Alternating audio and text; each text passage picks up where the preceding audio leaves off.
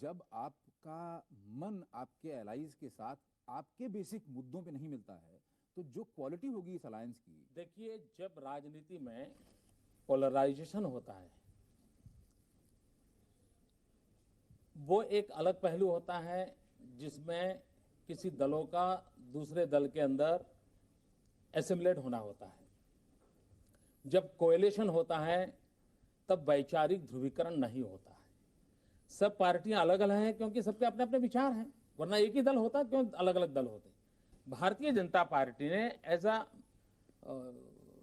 Single largest party उसकी जिम्मेवारी है कि हिंदुस्तान की जनता ने जो मैंडेट दिया है स्थिर सरकार बनाने की कोशिश करनी चाहिए।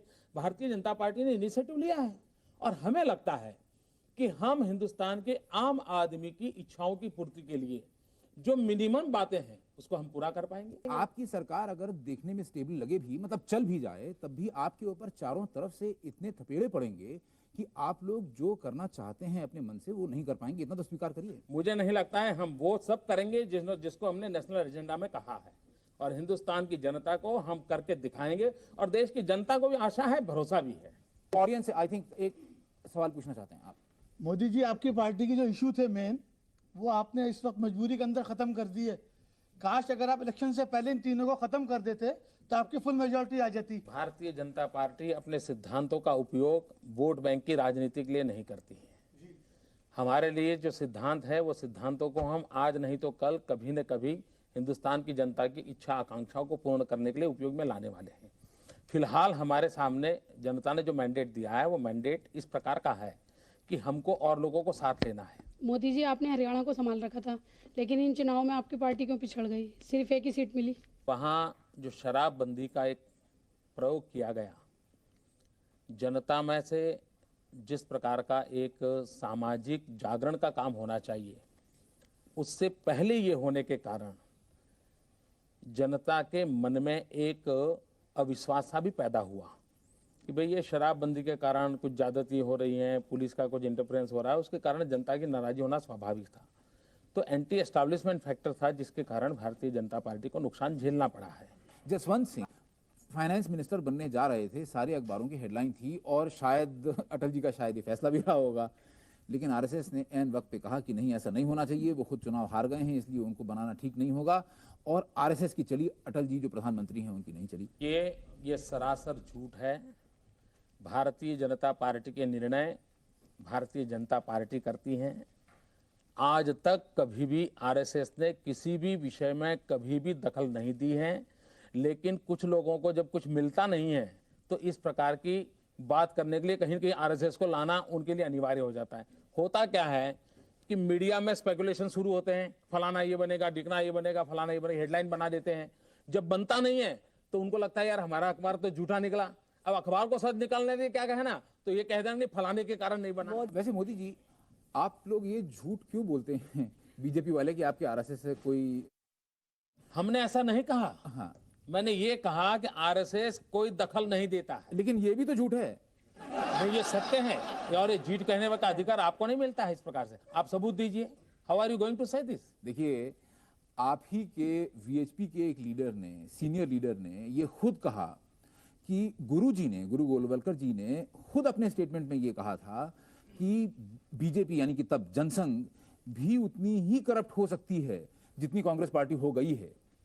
और फर्क कांग्रेस और बीजेपी के अंदर, मतलब उस वक्त जनसंघ के अंदर, ये है कि हालांकि कांग्रेस सिर्फ एक पार्टी है, जनसंघ के पीछे एक उसको साफ करने के लिए गंगा का प्रवाह है जिसका नाम है आरएसएस। देखिए, अब आपके अंदर कमी होगी, आपकी टांग खींचने के लिए, आपको साफ करने के लिए, आपको हटा देने के लिए भी आरएसएस। मैं स्वयं आरएसएस का व्यक्ति हूँ जी। मैंने गुरुजी की हर चीज पढ़ी है जी, लेकिन न मैंने ऐसा कहीं पढ़ा है और न ही गुरुजी को जितना मैंने जाना है इस भाषा में वो बोलते थे। इसलिए कहीं से बनी बनाई ये तो स्टेटमेंट है, ऑन टेप स्टेटमेंट है, अखबार का स्टेटमेंट नहीं है, नहीं, इसलिए मेरे द्वारा किया हुआ इसलिए इंटरव्यू है। और सीधी सीधी बात है कि राष्ट्रीय स्वयंसेवक संघ सिर्फ बीजेपी नहीं, आरएसएस पूरे हिंदुस्तान में मूल्यों की प्रस्थापना के लिए कोशिश करने वाला एक आंदोलन है, एक संगठन है। बीजेपी के अंदर भी मूल्यों की संस्थापना हर जगह पे, जीवन के हर क्षेत्र में, सिर्फ बीजेपी नहीं, तो आप जीवन के हर क्षेत्र में। तो आप स्वीकार क्यों नहीं करते कि अगर आप यानी बीजेपी के लोगों से गलती होगी तो आपकी टांग खींचने के लिए, आपको देखिए, सीधा ये करने के लिए टांग आरएसएस खींचने वाली परिभाषा है वो अयोग्य है। उनकी पूरी जो कल्पना है वो पूरे समाज जीवन के अंदर एक चरित्र निर्माण का उनका प्रयास है, और उस चरित्र निर्माण के प्रयास से समाज जीवन में अच्छाइयों को उभारने की उनकी कोशिश है, और उस कोशिश का लाभ बीजेपी को भी मिलेगा। मोदी जी, आप आज सत्ता में हैं, हो सकता है कल ना हो।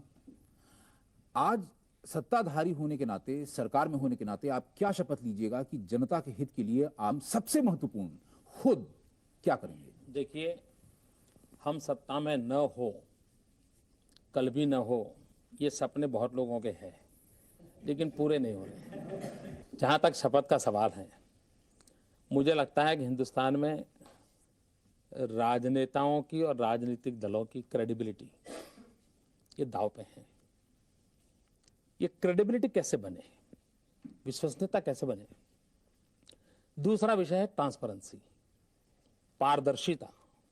अगर इन दो चीजों को भी कर लिया तो मुझे लगता है कि जनता के अंदर विश्वास बैठेगा और देश के लोकतंत्र के प्रति लोगों की आस्था और बढ़ेगी। आपके पार्टी वर्कर्स का यह कहना है कि आपके लोग, लीडर्स इतने अहंकारी हो गए, लीडर तो लीडर के लैडर यानी सीढ़ियां जो उन तक चढ़ने वाली हैं, उनके पीएस और एपीएस, वो भी इतने अहंकारी हो गए कि आप अपने वर्कर से ही कट गए और आपको राष्ट्रीय स्वयंसेवक संघ ने हरवाया है सबक सिखाने के लिए। न संघ का ये कोई कभी विचार हो सकता है, न कुछ हो सकता है। और दूसरी बात है, कार्यकर्ता, ये ठीक है कि हमारे लोग नए नए सरकार में आए हैं, वो अपने डिपार्टमेंट को ठीक करने में लगे हैं, उसको काम में लगे हुए हैं।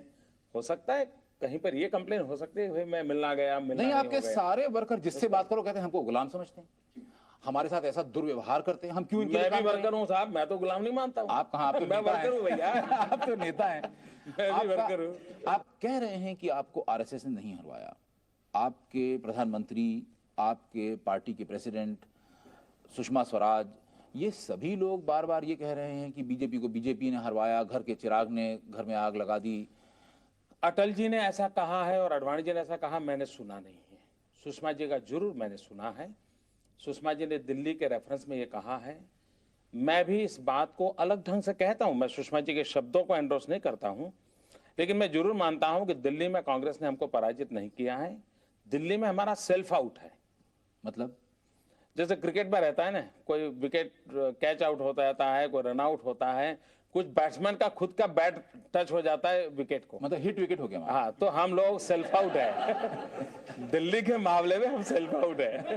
तो सेल्फ आउट का मतलब वो बैट्समैन जिसको कि बल्ला चलाना नहीं आता, विकेट पे मार देता है। चलाना आता है, नहीं आता नहीं, जिस हालात में परिस्थिति पैदा हुई उसका ये परिणाम है। तो ये परिस्थिति इसलिए क्यों? कांग्रेस को कोई बहुत बड़ा गौरव करने की आवश्यकता नहीं। हाँ, लेकिन ये परिस्थिति क्यों हुई कि आप लोगों को आपकी ही पार्टी ने हरवा दिया? क्यों?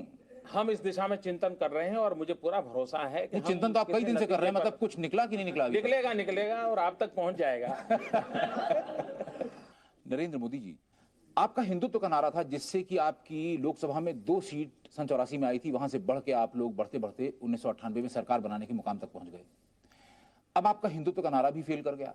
इस इलेक्शन में आपने फिर एक इलेक्शन गिमिक के तौर पे वंदे मातरम और सरस्वती वंदना की बात करी, लेकिन लोग समझ गए कि ये सिर्फ वोट लेने के लिए इलेक्शन टाइम पे एक सेंटिमेंटल इशू को उठाते हैं। हिंदुत्व ये भारतीय जनता पार्टी का कभी चुनावी नारा नहीं रहा है।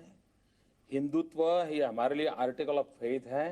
ये चुनावी खेल खेलने के लिए एक ताश का पत्ता नहीं है।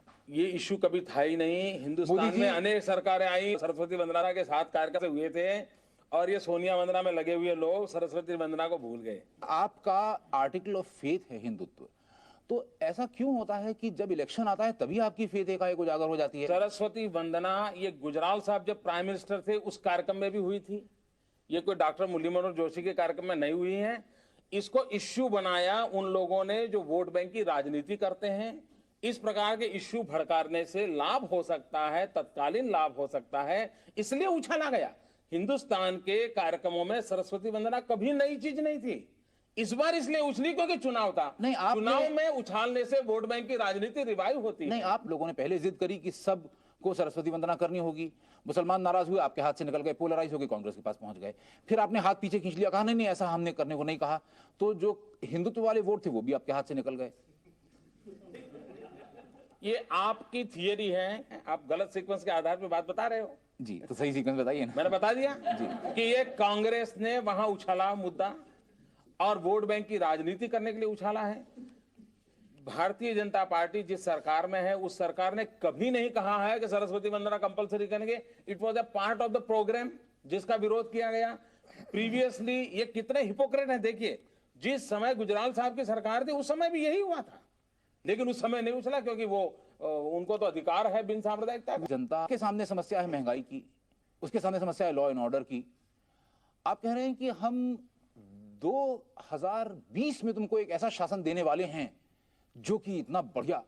वो 2020 की बात नहीं सोच रहा है, वो आज की बात सोच रहा है। हमने किसी को नहीं कहा हम 2020 में ये करेंगे और कहा ये करेंगे। हाँ, राजीव गांधी ने कहा था 21वीं सदी की बात। हाँ, हिंदुस्तान में उसके बाद किसी ने नहीं की। जनता का आज ये कहना है कि ठीक है, आपने हमको प्याज महंगा दिया, हमको प्याज महंगा पड़ा, लेकिन हमसे ज्यादा आपको प्याज महंगा पड़ा। हाँ, मैं ये मानता हूं कि महंगाई ये मुद्दा बना इस चुनाव में और उसके कारण भारतीय जनता पार्टी को नुकसान झेलना पड़ा है, लेकिन उसके पीछे जो कोई कारण है वो काफी चर्चा हो चुकी है, अखबार में हो चुकी है। गलत आकलन हो गए, उसके आधार पर गलत नीतियां पुरानी सरकारों की बनी, बाद में जो समस्या आई, मौसम का मार पड़ा है, सारी बातें जानते हैं। और जब चुनाव रिजल्ट आने के बाद कांग्रेस के एक वरिष्ठ अर्थशास्त्री नेता से पूछा गया, अच्छा बताओ भाई अब क्या ब्याज से प्याज दोगे, तो रिजल्ट आते हुए फटक गए, अरे भाई अभी चर्चा छोड़ो, वो बाद में हम देखेंगे। आपकी पार्टी के नेशनल प्रेसिडेंट श्री कुशाभाऊ ठाकरे ने खुद ही ये अपने मुंह से कहा है कि हमारी पार्टी और सरकार में तालमेल नहीं है। हाँ, हम सब ये महसूस करते हैं कि हमको कोऑर्डिनेशन बढ़ाने की आवश्यकता है। मतलब आप हम ये स्वीकार महसूस करते हैं, हम ये महसूस करते हैं। और उसका कारण ये है कि संगठन के जो वरिष्ठ लोग थे वो सरकार में हैं, लेकिन वो सरकार में नए हैं। और मेरे जैसे अनेक लोग हैं जो काफी जूनियर रहे, वो आज संगठन में वरिष्ठ बने हैं, और हम संगठन में नए हैं। तो नयापन का जो समस्या रहती है वो है, और मुझे पूरा भरोसा है कि जनता हमारी इस समस्या को, हम जनता को भी समझा पाएंगे। मतलब आप राज करना अभी सीख रहे हैं, अभी आपको आता नहीं है। आता नहीं है ये शब्द आप बोल सकते हैं, अच्छा लगेगा, लेकिन मुझे लगता है कि हर व्यक्ति को विकास के लिए सीखना होता है। कांग्रेस को 50 साल के बाद भी सीखना होता है और हमको 100 साल के बाद भी सीखना होता है।